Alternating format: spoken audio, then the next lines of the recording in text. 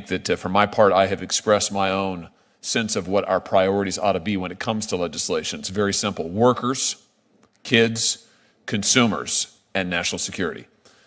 As AI develops, we've got to make sure that we have safeguards in place that will ensure this new technology is actually good for the American people. I'm confident it'll be good for the companies. I have no doubt about that. The biggest companies in the world who currently make money hand over fist in this country and benefit from our laws, I know they'll be great. Google, Microsoft, Meta, many of whom have invested in the companies we're going to talk to today, and we'll get into that a little bit more in just a minute. But I'm confident they're going to do great. What I'm less confident of is that the American people are going to do all right. So I'm less interested in the corporation's profitability. In fact, I'm not interested in that at all. I'm interested in protecting the rights of American workers and American families and American consumers against these massive companies that threaten to become a total law unto themselves. Imagine, you want to talk about a dystopia? Imagine a world in which AI is controlled by one or two or three corporations that are basically governments unto themselves, and then the United States government and foreign entities.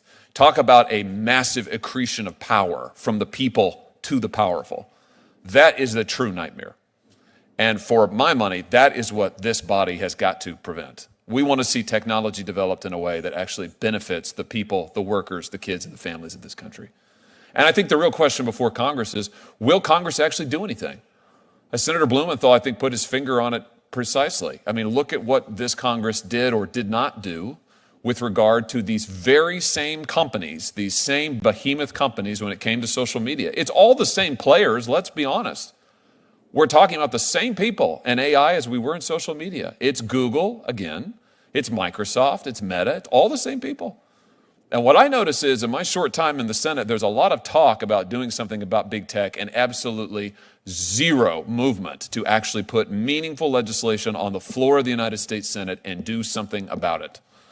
So I think the real question is, will the Senate actually act? Will the leadership in both parties, will it actually be willing to act? We've had a lot of talk, but now is the time for action. And I think if the urgency of the new generative AI technology does not make that clear to folks, then you'll never be convinced. And to me, that really defines the urgent needs of this moment. Thank you, Mr. Chairman. Let's start, if we could, by talking about who controls this technology currently and who's developing it. Mr. Amodei, if I could just start with you, just help me understand some of the structure of your company, of Anthropic. Google owns a significant stake in your company, doesn't it? Yes, Google was an investor in Anthropic. They don't control any board seats, but yes, Google is an investor in Anthropic. Give us a sense of what are we talking about? What kind of stake are we talking about? I don't remember exactly. Couldn't give it to you exactly. I suspect it's low double digits, but would need to follow up on this. Well, the press has reported it at $300 million in investment with at least a 10% stake in the company. Does that sound broadly correct? That sounds broadly correct. That's a pretty big stake. Let's talk about OpenAI, where you used to work, right? Yes. OpenAI, it's been reported, has a very significant chunk of funding that comes from another massive technology company, Microsoft. It's been reported in the press that this was one of the reasons that you left the company. You were concerned about this. I'll let you can speak to that if you want to. I don't want to put words in your mouth. But the stake that I believe Microsoft is reported to have in OpenAI approaches 49%. So it's not controlling, but it's awfully close. Tell me this: when the Google's stake in your company occurred, the Financial Times broke the story on this, but reported that the transaction wasn't publicized when it actually happened. Why was that? Do you know? I couldn't speak to the decisions made by Google here. I do want to make one point, which is our relationship with Google at the present time. It's primarily focused on hardware. So in order to train these models, you need to purchase chips. And this investment came with a commitment to spend on the cloud. And our relationship with Google has been primarily focused on hardware, hasn't primarily been commercial or involved with governance. So there's no plans to integrate your Claude, your equivalent of ChatGPT, there's no plans to integrate that with Google Search, for example? That's not occurring at the present time. Well, I know it's not occurring, but are there plans to do it, I guess is my question. I mean, I can't speak to what, I can't speak to what the possibilities are for the future, but that's not something that's occurring at the present. Don't you think that that would be frightening? I mean, just to come back to something Professor Russell said a moment ago, he talked about the ability in the election context of AI to fed in the information from, let's say, one political figure, everything about that person, the ability to come up with a very convincing misinformation campaign. Now, imagine if that technology also, if the same large language model, for example, also had the information, the voter files, millions of voters, and knew exactly what would capture those voters' attention, what would hold it, what arguments they found most persuasive, the ability to weaponize misinformation and to target it toward particular voters would be exceptionally powerful, right? Now, search is all about getting and keeping users' attention. That's how Google makes money. I'm just imagining your technology, a generative AI, aligned and integrated and folded into search, the power that that would give Google to get users' attention, keep their attention, push information to them would be extraordinary, wouldn't it?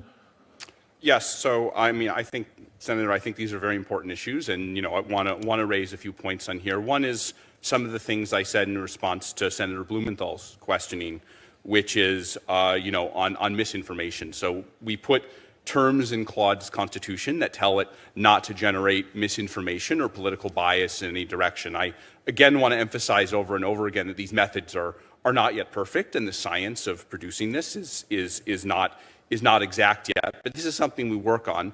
I think you're also getting at some important privacy issues here about personal information, and this is an area where also in our Constitution we discourage our models from producing personal information. We train on publicly available information. So it's very core to our mission to produce models that at least try not to have these problems. Well, you say that you tell the model not to produce misinformation. I'm not sure exactly what that means, but do you tell it not to help massive companies make a profit?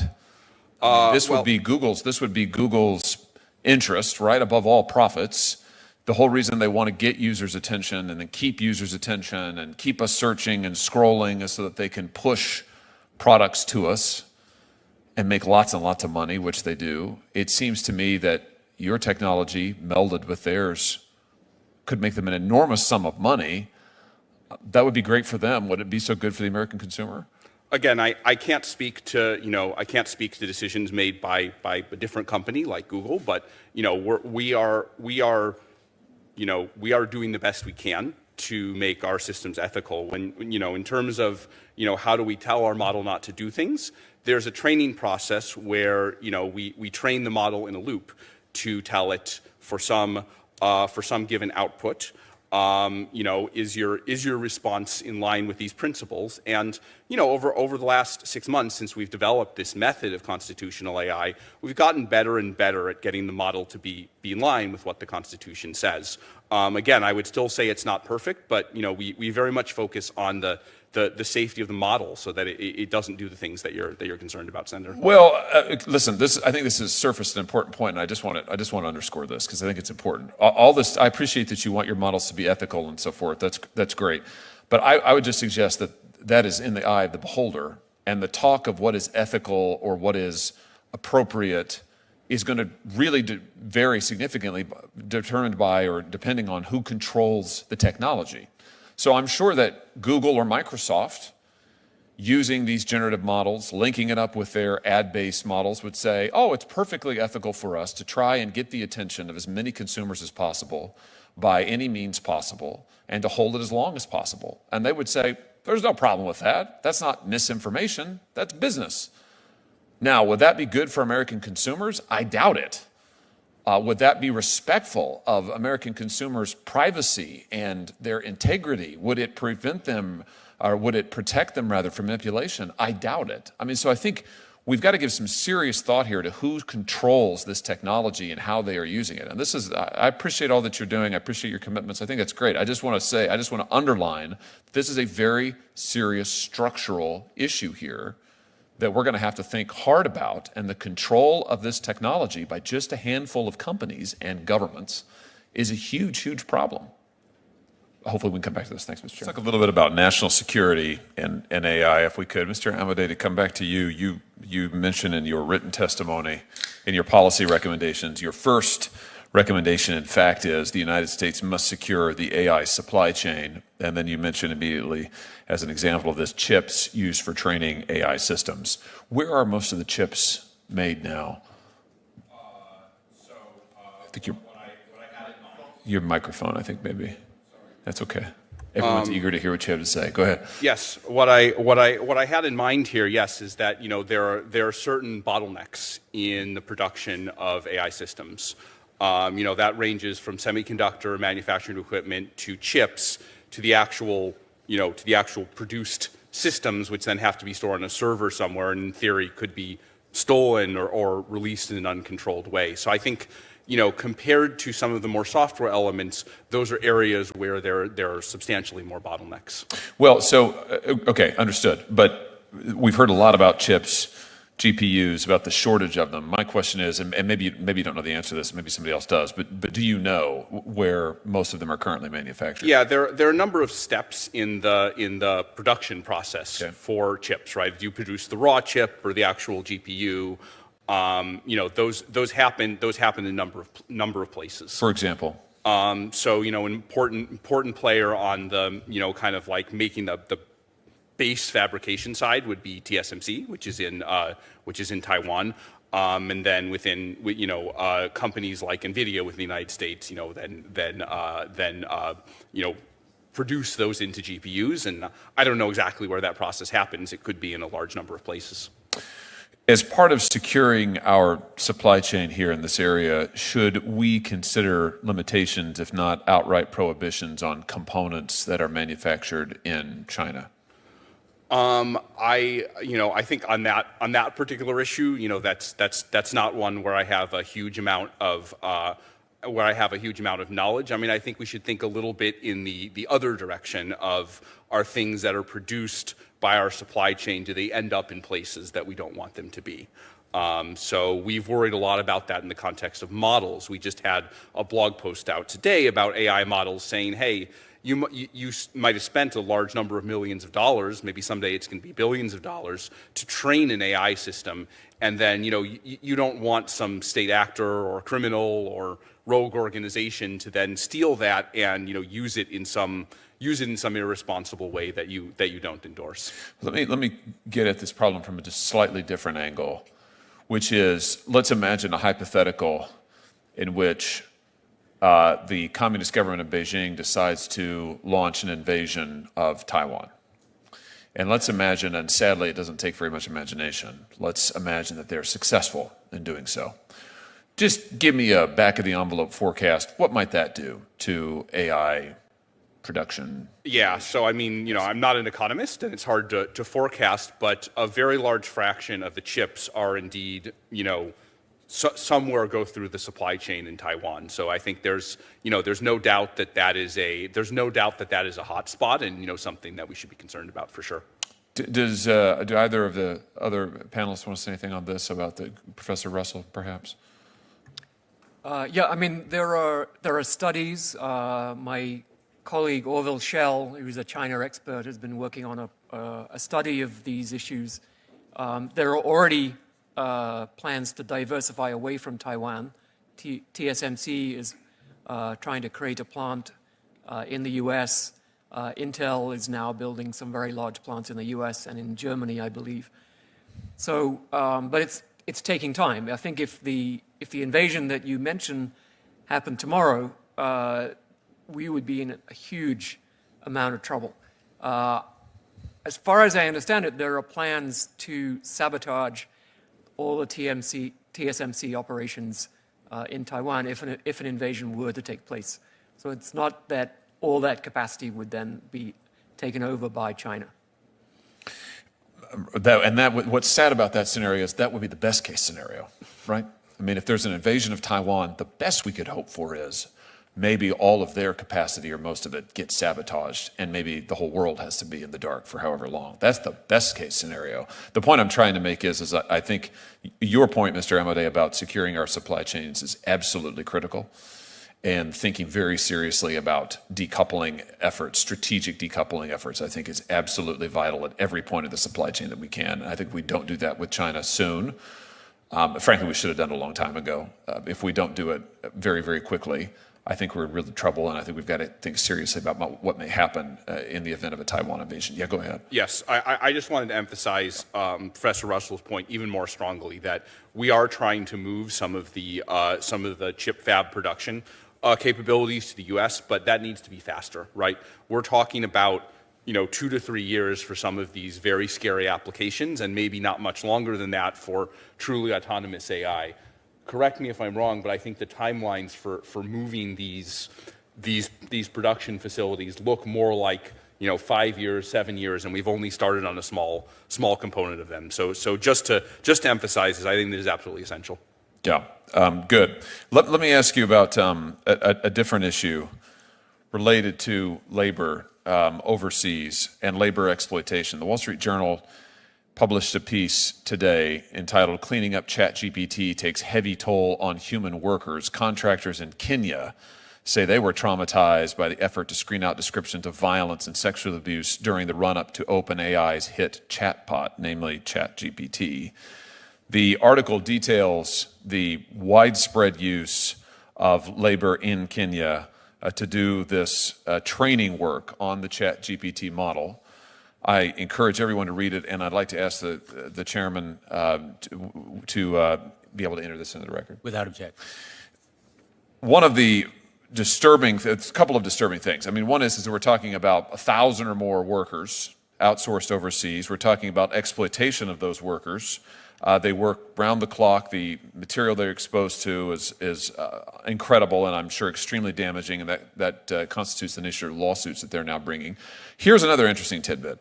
The workers on the project were paid an average of between $1.46 an hour and $3.74 an hour. Let me say that again.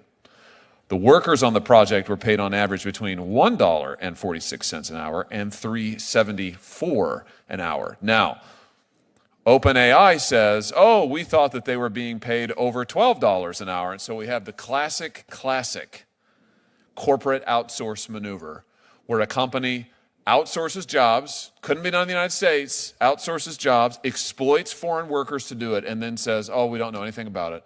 We're asking them to engage in this psychologically harmful activity. We're probably overworking them doing it, and we're not paying them. But, oops. I guess my question is, how widespread is this in the AI industry? Because it strikes me that we're told that AI is new, and it's a whole new kind of industry, and it's glittering, and it's almost magical, and yet it looks like it depends in critical respects on very old-fashioned, disgusting, immoral labor exploitation. So go ahead, Mr. Amodei. Yes, so this is actually one area where Anthropic has a substantially different approach from the one that you've described. I can't speak for what other companies are doing, but a couple points. One is this constitutional AI method, which I mentioned, is a way for one copy of the AI system to moderate or help to train another copy of the AI system. This is something that reduces, it does not eliminate, but it substantially reduces the need for the kind of human labor that you're describing. Second, in our own contracting practices, and I would have to talk to you directly for exact numbers, but I believe that the companies we contract out to are something like northwards of 75% workers from the U.S. and Canada, and all paid above the California minimum wage. So I share your concern about these issues, and we're committed to both developing research that kind of obviates the need for some of this kind of moderation, and not exploiting these workers. Well, it's good, because here's, I think, what would be terrible to see is this new technology that is built by foreign workers, not American workers, That seems like the same old story we've heard for 30, 40 years in this country, where we're told, oh no, American workers, they cost too much. They're American workers, they're just too demanding. American workers, they don't have the skills, so we're going to outsource it. We're going to give it to other foreign workers. Then you mistreat the foreign workers. Then you don't pay the foreign workers. And then who benefits from it at the end of the day? These few companies that we talked about earlier who make all the profit and control of it. That seems like an old story that I frankly don't want to see replicated again. That seems like a dystopia, not like a new future. So I think it's critical that we find out what the labor practices are of these companies. I'm glad that you're charting a different course, Mr. Amodei, and certainly we want to hold you to that. But I think it's vital that as we continue to look at how this technology is developing, that we actually push for. What's wrong with having a technology that actually employs people in the United States of America and pays them well? Why shouldn't American workers and American families, protected by our labor laws, benefit from this technology?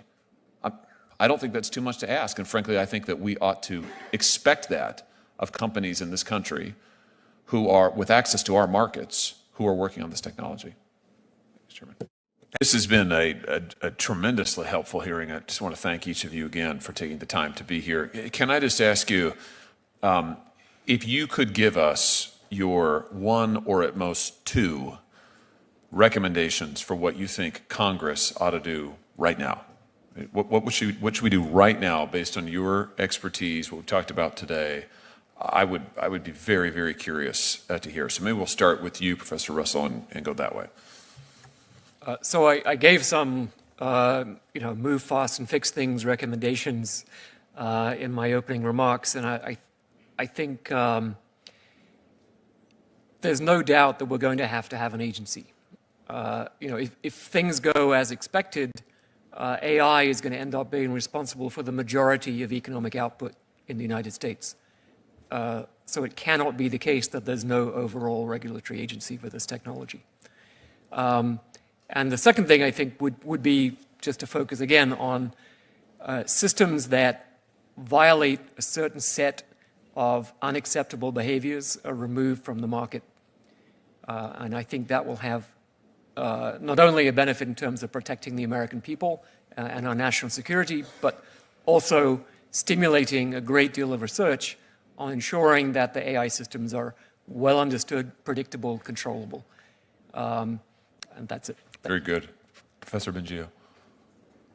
What I would suggest, in addition to what Professor Russell said, is to make sure, either through incentives to companies, but also direct investment in nonprofit organizations, that we invest heavily, so totally as much as we spend on making more capable AIs, that we invest heavily in safety, whether it's at the level of the hardware or to the level of cybersecurity and national security to protect the public. Very good. Mr. Amodei. I would again emphasize the testing and auditing regime for all the risks ranging from those we face today, like misinformation came up, to the biological risks that I'm worried about in 2 or 3 years, to the risks of autonomous replication that are some unspecified period after that. All of those can be tied to different kind of tests that we can run in our model, and so that strikes me as a scaffolding on which we can build lots of different concerns about AI systems, right? If we start by testing for only one thing, we can, in the end, test for a much wider range of concerns. And I think without such testing, we're blind. Like, I give you an AI system, another company gives you an AI system, you talk to it. It's not straightforward to determine whether this is a safe system or a dangerous system. So I would again make the analogy to, it's like we're making these machines, cars, airplanes. These are complex machines. We need an enforcement mechanism and people who are able to look at these machines and say, what are the benefits of these, and what is the danger of this particular machine, as well as machines in general. Once we measure that, I feel it's all going to work out well. But before we've identified and have a process for this, we're from a regulatory perspective shooting in the dark. And the final thing I would emphasize is, I don't think we have a lot of time. I personally am open to whatever administrative mechanism puts those kinds of tests in place. Very agnostic to whether it's, a new agency or extending the authorities of existing agencies. But whatever we do, it has to happen fast. And I think to focus people's minds on the bio risks, I would really target 2025, 2026, maybe even some chance of 2024. If we don't have things in place that are restraining what can be done with AI systems, we're going to have a really bad time.